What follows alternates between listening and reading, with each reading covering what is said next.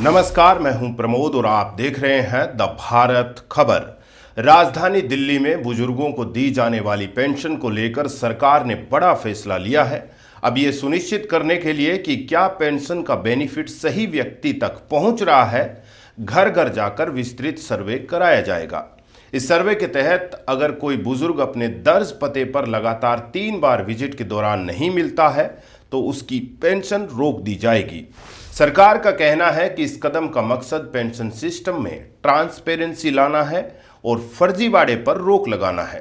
दरअसल समाज कल्याण विभाग को लगातार ऐसी शिकायतें मिल रही थी कि कुछ लोग दिल्ली छोड़ चुके हैं या उनका निधन हो चुका है, लेकिन इसके बावजूद भी उनके खातों में पेंशन की राशि जमा हो रही है।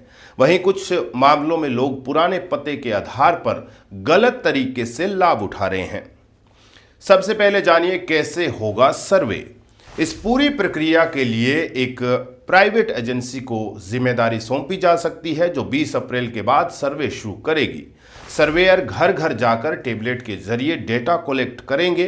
इस दौरान बुजुर्ग की फोटो, पहचान पत्र और आधार कार्ड की मदद से उनकी पहचान की पुष्टि की जाएगी।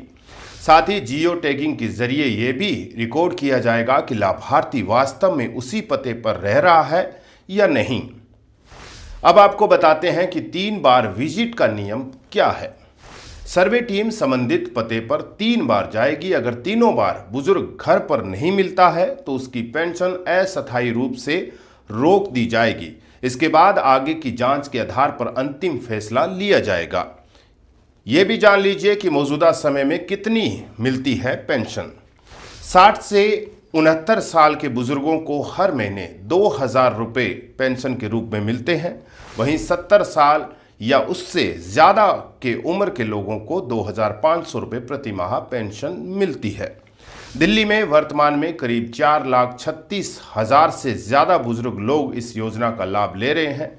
अकेले नजफगढ़ विधानसभा में सबसे ज़्यादा 11,653 लाभार्थी है, जबकि नई दिल्ली विधानसभा में सबसे कम 1,164 लोग पेंशन ले रहे हैं।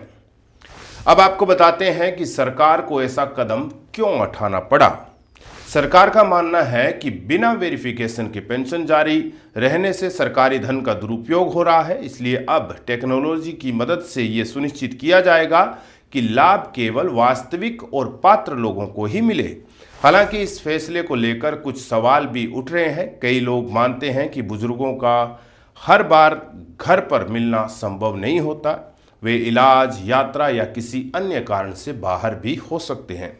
ऐसे में उनकी पेंशन रुकने का खतरा बना रहेगा।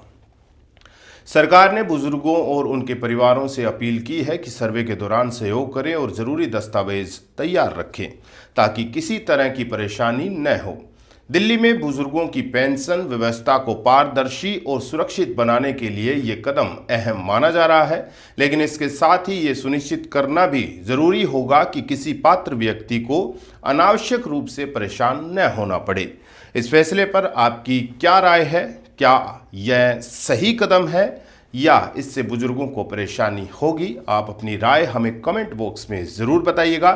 साथ ही साथ हमारे चैनल को सोशल मीडिया प्लेटफॉर्म पर फॉलो करना मत भूलिएगा। शुक्रिया।